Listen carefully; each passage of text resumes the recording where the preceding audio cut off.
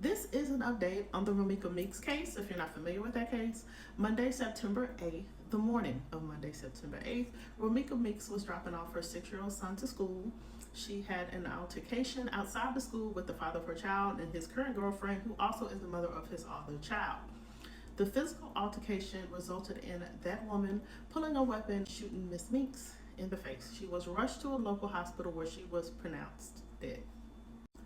There is a video online, not of the actual incident, but what happened afterwards. I choose not to post that video because it does show Miss Meeks' body on the ground. Out of respect for anybody who loves her, I'm not going to show the video.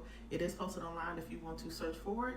Some videos do not blur out her body at all and others do. So that is up to you on how much you want to see. But this video shows a lot of witnesses pointing to the woman who shot Miss Meeks, who was leaning up against a car on her phone, and she is very nonchalant about the incident, saying, well, I have a license to carry.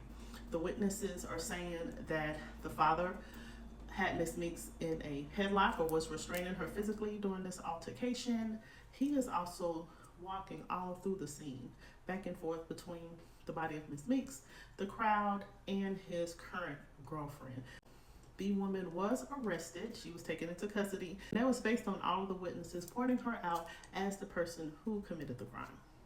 Romeca's mother made a public statement on Wednesday. During that press conference, we learned that the suspect had been questioned, but she had not been arrested. There was no charges filed. Also, she let it be known that her 6-year-old grandson was actually in her care. So that was a relief to me. I'm sure a lot of people were relieved to hear that. We would not want the son to go to the father if he was involved in this incident that took the life of his mother. The Chicago Police Department has not made a statement as to why the suspect was released. No charges were filed. So this is just based on speculation and a couple of videos that I watched from some criminal investigators, their opinion on what may have happened. This woman has been released. She stated in the video that she was licensed to carry, and that was confirmed that she does have a license to carry a concealed handgun. So the speculation is, or the assumption is that with a legally registered firearm, that she could have used the defense that she was in fear for her own life, and that's why at this time they did not file any charges. So it is my speculation as they continue to investigate, as they question all of the witnesses that were there, take a look at the videos that were taken, that if the witnesses are correct and the woman was being restrained when she was shot, that will not hold up the suspect's defense.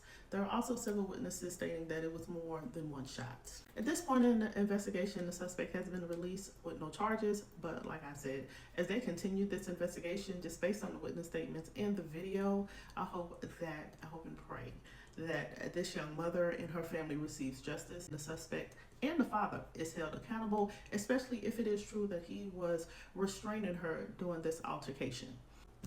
Very sad and disturbing state of affairs that this young woman lost her life outside her child's school in broad daylight. So as more details come up in the investigation from valid and reliable sources, I will keep you updated. Until next time.